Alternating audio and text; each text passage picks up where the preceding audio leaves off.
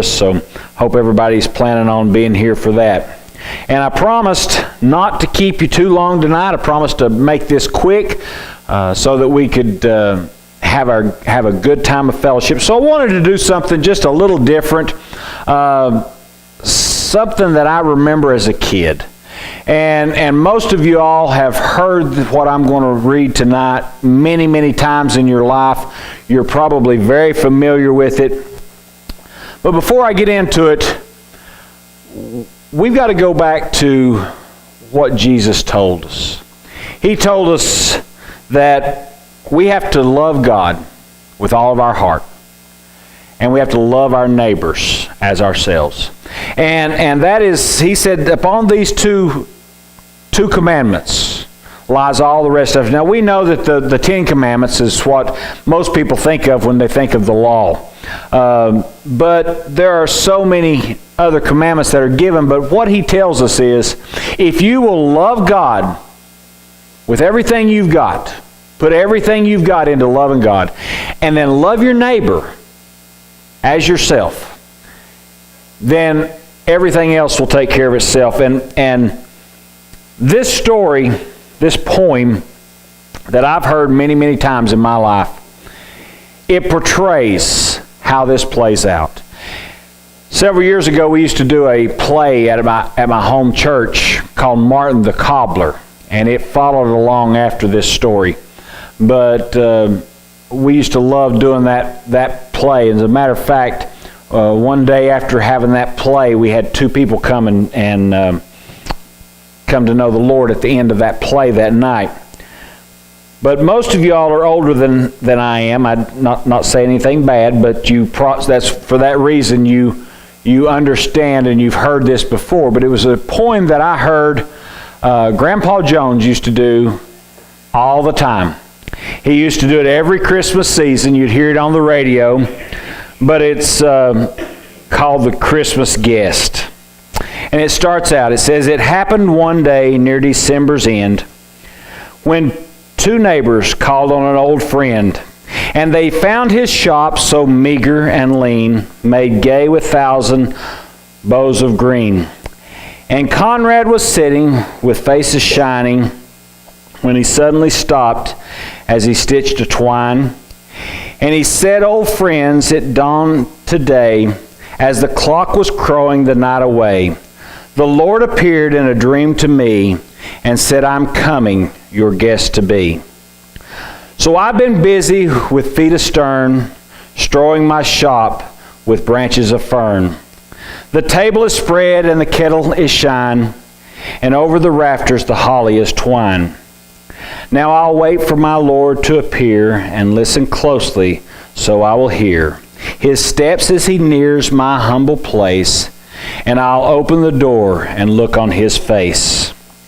So his friends went home and left Conrad alone, for this was the happiest day he had known. For long since his family had passed away, and Conrad had spent many sad Christmas Day. But he knew with the Lord as his Christmas guest, this Christmas would be his dearest and best. So he listened with only joy in his heart, and with every sound he would rise with a start, and look for the Lord to be at his door, like the vision he had had a few hours before. So he ran to the window after hearing a sound, but all he could see on the snow-covered ground was a shabby beggar whose shoes were torn and all of his clothes were ragged and worn. But Conrad was touched, and he went to the door, and he said, You know your feet must be frozen and sore. I have some shoes in my shop for you, and a coat that will keep you warmer too. So with grateful heart the man went away, but Conrad noticed the time of day, and wondered what made the Lord so late, and how much longer he would have to wait. When he heard a knock, he ran to the door, but it was only a stranger. Once more, a bent old lady with a shawl of black and a bundle of kindling piled on her back. She asked for only a place to rest, but that was reserved for Conrad's great guest. But her voice seemed to plead, "Don't send me away. Let me rest for a while on Christmas Day." So Conrad brewed her a steaming cup and told her to sit at the table and sup.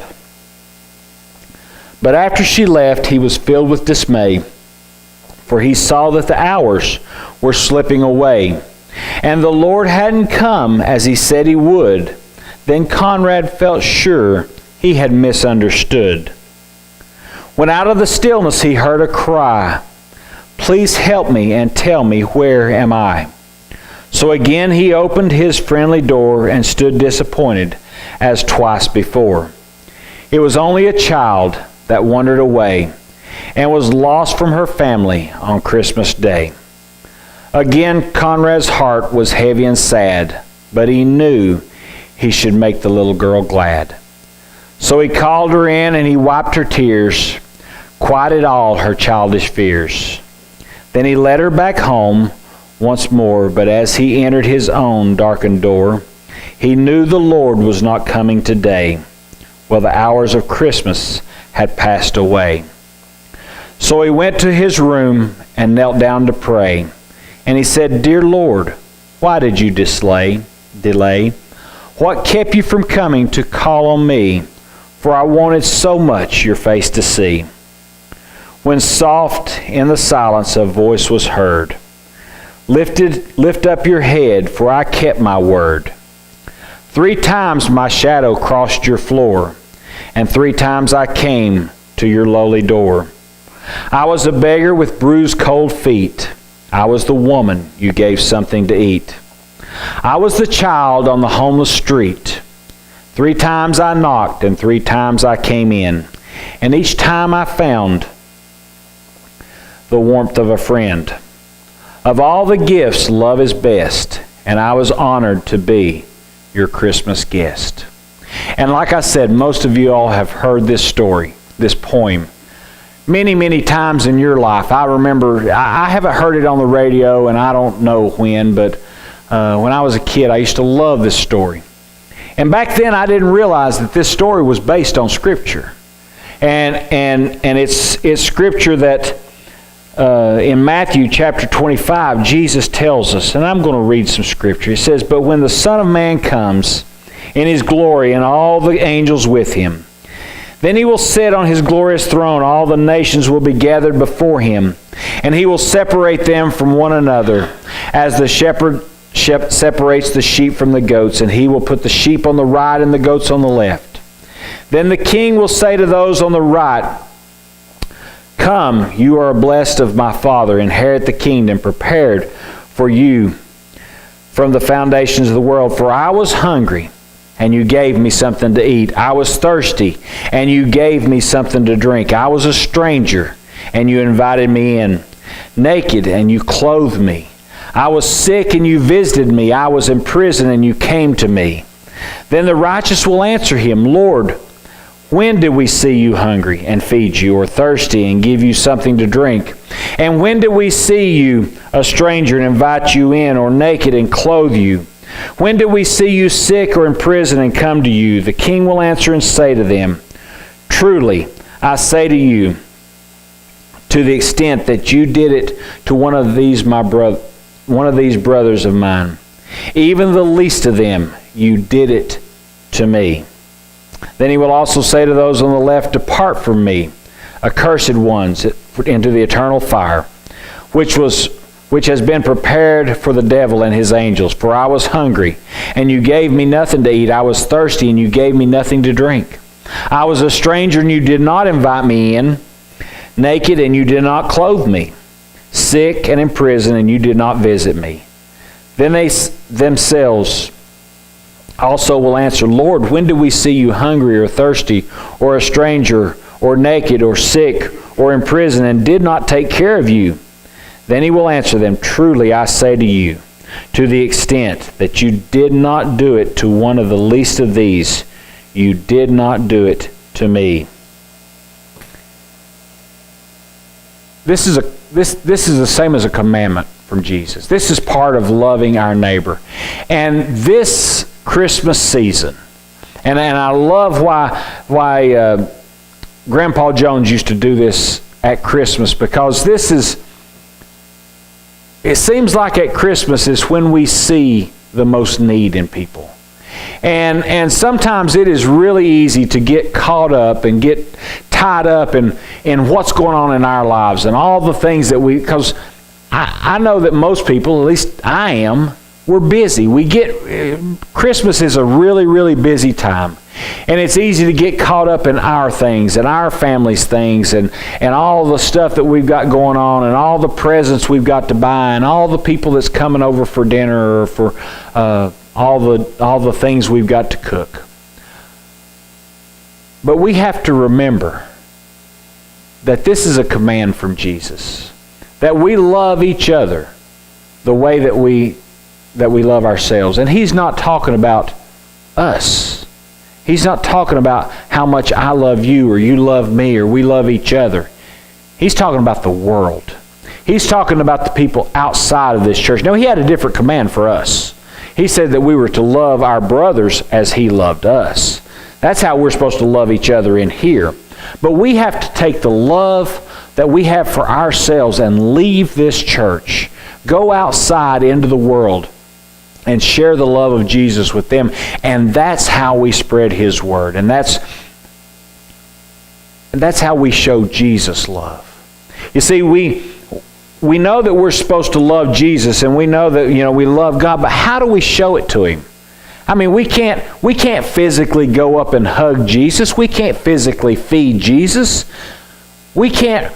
There's no real true way that we can show Him love other than through our worship, that we actually show it directly to Him. We show Him love through the other things that we do. We show Him love through the works that we do for other people and by following His commands. And that's how we show our love to Jesus, and that's how we show Him love, and that's what He expects from us. And you never know when you will have a test. I remember in high school and college, one thing I hated was those pop quizzes. It's easy to study for a test when you know they're coming. You can study, you'll spend all night, you'll get together with your friends, and Hunter just found this out this past year, that how much studying is more important when you get into college, and he knows that when he's got a test coming up, he knows to study, and in college they give you a syllabus, but that tells you when you're going to have a test. But when those pop quizzes come up, that's when they really find out what you know at that moment. And I remember those coming up, and we had to study. Well, listen, God does that to us now. We have pop quizzes in our life. You may have never realized it, but you've had them. And I don't tell this story a whole lot. Some people kind of snicker at it. Some people don't believe it. Some people think I'm crazy. But years ago, it was a cold night, and I was about 20 years old. And it was snowing, and it was snowing hard, and it was starting to lay on the roads and starting to lay on everything around. And I was at my office over on 11E, and there's a gas station right beside my office. And I was over there filling up with gas, and I lived at the time down on Highway 107. And as I was over there filling up with gas, this guy came just walking out of nowhere. I don't know where he came from. I really don't. And he walks up to me, and it kind of startled me at the time. And we've always, I remember being told not to pick up hitchhikers and all this stuff, and it kind of startled me. But he told me he needed a ride, and it was down off of 81 where he needed a ride. And I considered not giving him one. I really, I was a little worried. Of course, I was a pretty good sized guy. I'd been in the Army, and I thought, well, if anybody could give him a ride, I could, and I could give him one fairly safely, and I'll. It's on my way. I'm not going out of my way at all. And I said, okay, I'll take you. Now, granted, I was cautious. That was back before the days that you could carry legally or anything. So I always carried a knife with me. So I opened my knife and laid it beside my seat before I got in to where I could get to it real quick if something did go wrong. But I took him down on 81, and I turned off on, I believe it was off of Jimtown Road out through there, and he told me where to go. And there was a new road in there that had a cul-de-sac, and I remember pulling him into that cul-de-sac and dropping him off. And as I started to leave, I just circled around that cul-de-sac, and my lights never hit him. I circled around that cul-de-sac again, and my lights never hit him. And I never knew where he went. I never saw him again. And then it hit me. You know, it was snowing hard when he got in my truck, and there was no snow on his clothes. I never saw where he walked up to me from.